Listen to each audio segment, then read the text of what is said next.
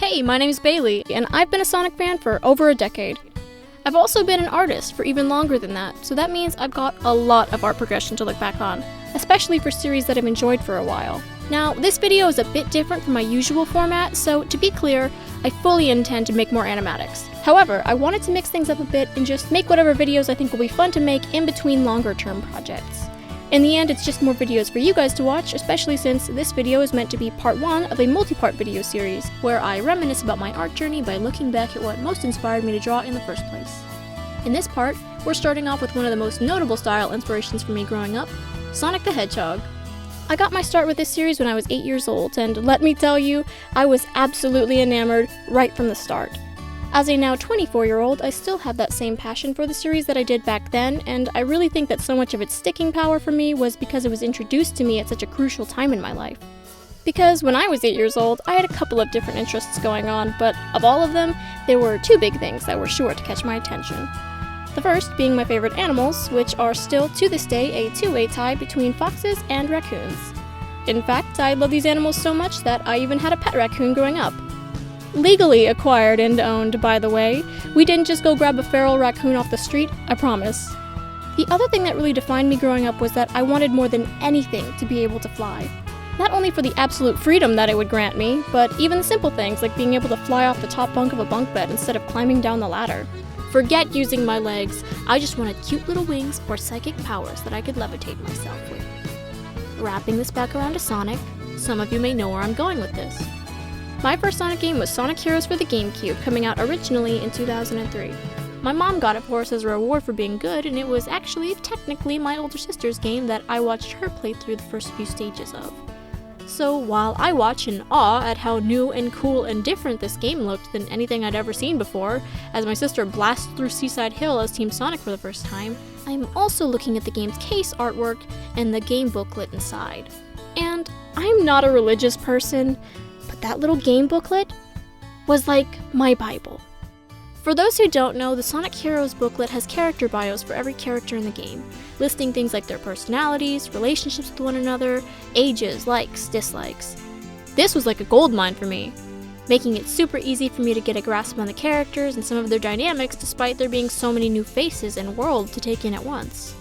And here's where those previous interests come into play, because no face took up more of my attention and affection than Tails. Seeing this guy's character design and abilities was like love at first sight. He was such a perfect character for me at the time, I distinctly remember the feeling it gave me. He was a fox, he could fly, and according to this little manual, he's my age too. At least, he was at the time. I adored him, and his design was just so cute that I immediately had to draw him. And draw him, and draw him. From ages 8 to 11, Tails and various other Sonic characters, but still mostly Tails, was the primary thing that I drew. Not a joke. I drew this little dude constantly. He was, at the time, a much easier character for me to learn how to draw than someone like Sonic, whose quills daunted me as a kid. The shape of them and his eyes were much more complicated to my little kid brain than Tails was, since Tails was comparatively more familiar to my usual drawing subjects, which consisted of nearly exclusively little animals and creature-like things, like Pokemon or Digimon. I very rarely drew people at the age of 8 and below, and wouldn't really begin to properly try doing so until I was 14 and in my freshman year of high school. So, while Sonic characters clearly have many humanoid features like hands and shoes and sometimes clothes, they still fit well into my arsenal of interests. I'd like to make note of this particular drawing, which is one of the first pages of one of the sketchbooks I went through. I drew Tails giving the audience, and I guess myself, some sort of reassurance on the quality of my art at the time and a promise to continue improving, which, honestly, a hysterical way to start a sketchbook. It's like I was peer pressuring myself to improve, especially since I was certainly the only one looking at the book at the time. And then there's this drawing that I actually remember drawing for the specific reason of wanting to post it to YouTube. I actually filmed myself drawing it with a little handheld camcorder that I loved as a kid, but it wasn't easy juggling the camera and drawing at the same time, and I didn't ever post the video to my channel. Which, if you hadn't guessed, was originally titled Bedugo Rules. Also, if you're wondering why so many of these old drawings are so small or oddly placed on the pages, don't worry, I am too. Before going back to collect these drawings, I didn't realize I had such a lack of spatial awareness when it came to compositions and just the general placement of things. I also clearly had the tendency to label the characters with their names pretty often, and even those were oddly placed. These days, I'm much more inclined to fill up as much space as possible on a sketchbook page and use both sides of a paper rather than just one. It's actually kind of cool to see those seemingly small changes within my art over time, because your initial thoughts when comparing new and old art might be something along the lines of, well, she stopped drawing hands backwards as much as she used to, but even the small improvements like sizing and placement are incredibly important lessons to learn. I definitely consider composition a lot more now than I did as a kid. Something else you'll quickly notice are the characters that tended to show up more frequently in my old art. While Tails was clearly my favorite, I definitely latched onto quite a few Sonic characters early on. Most notably the characters who could fly, but also just the younger characters in the cast in general, like Cream, Charmy, Amy, and Marine. Speaking of Marine, remember how I said my other favorite animal was raccoons? Well, guess who my other favorite Sonic character as a kid was? That's right, Miss only appeared in one game out of the whole series herself, Marine the Raccoon. Listen, I love her. Just look at her design! Those cute boomerang-shaped ponytails, her big gloves, the multicolored mask. She is so cute, but even beyond just her looks, I still think she's so funny and unique with her personality. Just a weird, adventurous girl with big dreams and Australian slang. And as you'll notice, I very clearly shipped her with Tails, and to some, this may seem like a crack ship, but I'll have you know, I had my reasons. Mostly, I like that they were both the sidekick character to Sonic and Blaze, and that they shared an interest and talent for machinery. Tails even helps her learn how to make her own inventions like she's always wanted to, so they clearly spent a lot of time together, but just from a basic level, they've got that opposite in demeanor but similar in other ways kind of dynamic going on. It's still a cute ship. I stand by it. Childhood ship aside, I really do think Marine is due for a comeback to the games, or even the comics. Come on, Sonic team, I know you remember her. You mentioned her in Sonic Colors DS? The best version of Sonic Colors, by the way. You included her in those 25th anniversary comics. You tried to steal her iconic design and give it to an inferiorly designed character? It's time. We all know it's time. Anyway, be sure to sign my petition at the end of the video. Funnily enough, at this point in my life, Tails was actually one of the harder characters in the series for me to draw. Same with Amy, who is arguably my second or third most drawn character at the time. Now, I like these dudes best. Sorry Tails, I don't know what happened, brother. And if this visual timeline of my Sonic addiction wasn't enough to prove how much I loved Tails, maybe you'll be convinced to know that, to this day, I still have Tails painted on the wall of my childhood bedroom. For context, my room is painted a sky blue with bits of white to emulate clouds because, again, obsessed with flying. Though the quote-unquote clouds aren't exactly done well, considering we didn't exactly hire professionals to do it. We weren't going to hire anyone to do it and just do it ourselves with some paint we got from Home Depot, but my mom was also redoing our carpets at the time, and for some reason the people she hired for that also offered to paint our walls. They offered this despite the fact that they were a carpet installation company and not a house painting one, and therefore had zero actual experience painting someone's house. And that fact really shows through in the streaky paint strokes on various walls of our house, as well as the concrete outside where they dumped the paint water when they were done, staining the ground pink for a good year or so before finally wearing off. Whoa, what happened here? Oh man, who knows? Weird childhood memories aside, I was excited to have a sky-themed room regardless of its quality, and who more perfect to put in the highest of all the heavens than my boy Tails, right? And it's not just some small thing either, it's like at least a foot tall if not taller, smack dab in the middle of my room. So here it is, my horrendously miscolored rendition of this SA1 Tails art on my wall, painted by yours truly.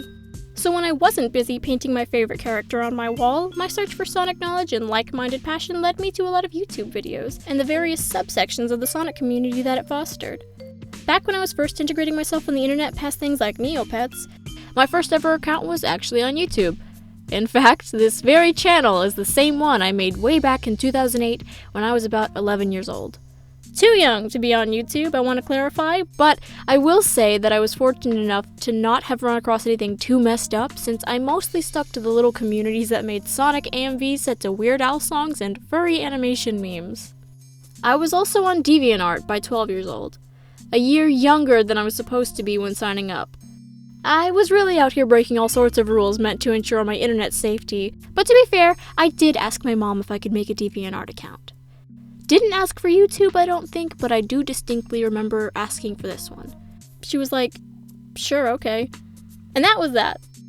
But it was at this point when I really started to learn to draw digitally and start posting my work online.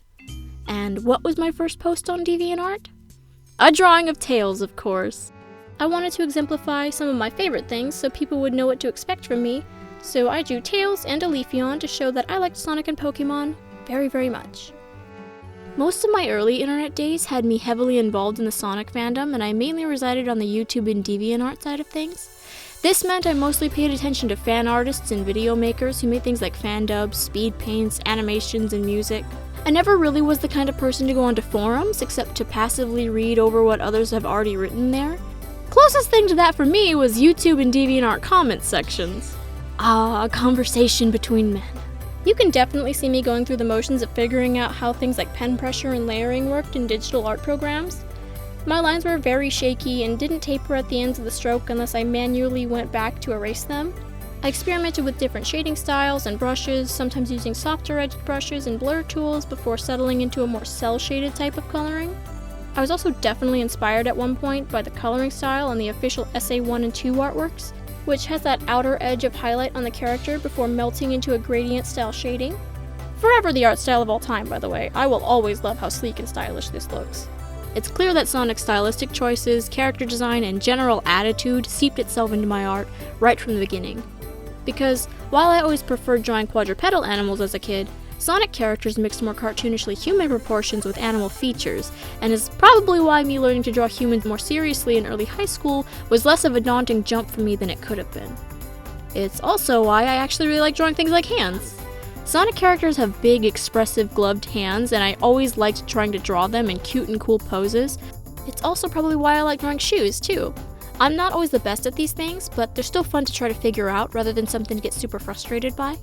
Plus, Sonic wasn't the only franchise I liked that utilized big, fun, clunky shoes. Comparing my art to various official Sonic artworks now, I don't think the influence is all that noticeable unless directly pointed out. Or if someone asked me to draw just about any mainline Sonic character off the top of my head, but that doesn't change the fact that Sonic's stylistic choices definitely impacted the way I learned to draw, and helped me form a lot of my preferences in design and shape language. I still pose characters like I'm posing a Sonic character a lot of the time, going for that same energy of Sonic's noodly limbs and quills, bookended by clunky hands and feet. The proportions aren't the same, but the thought process is. Overall, I just really think the art style and design choices of Sonic characters are absolutely genius. Truly, because no matter what you think of the series as a whole, gameplay, story, whatever, you cannot tell me that this guy doesn't look so cool. If you like to draw, this guy and all of his buddies are easy to get addicted to, because there's just so much unlimited potential for cool shapes and expressions. I think that's another reason why I haven't stopped drawing this series since I first got into it. Sure, I draw more than Sonic these days, of course, but it's just a natural part of growing up and widening my interests. Even me branching out to more evenly appreciating other Sonic characters than I tended to as a child is just another way to keep my interest in the series fresh. There's a lot of content and characters to think about, and that keeps conversations and ideas circulating and expanding no matter how much time passes. This video is a huge example of that too, because honestly, just getting a chance to draw Tails so much for this project again has really helped me remember why I loved drawing him so much in the first place. He's still so much fun to draw, he's still so unique, and yeah, I really do love him as a character. Sonic Colors 2 current-day modern Tails notwithstanding. I mean, those versions of him are practically the polar opposite of everything I liked about him from a character perspective in the first place, but maybe I'll save that rant for another time. At the end of the day, Sonic characters are something that I'll always be able to fall back into seamlessly. It's a franchise that makes me happy and has inspired and influenced me as a person and artist for practically my whole life. I really am curious what myself and my artwork would be like if I didn't have Sonic in my life at all.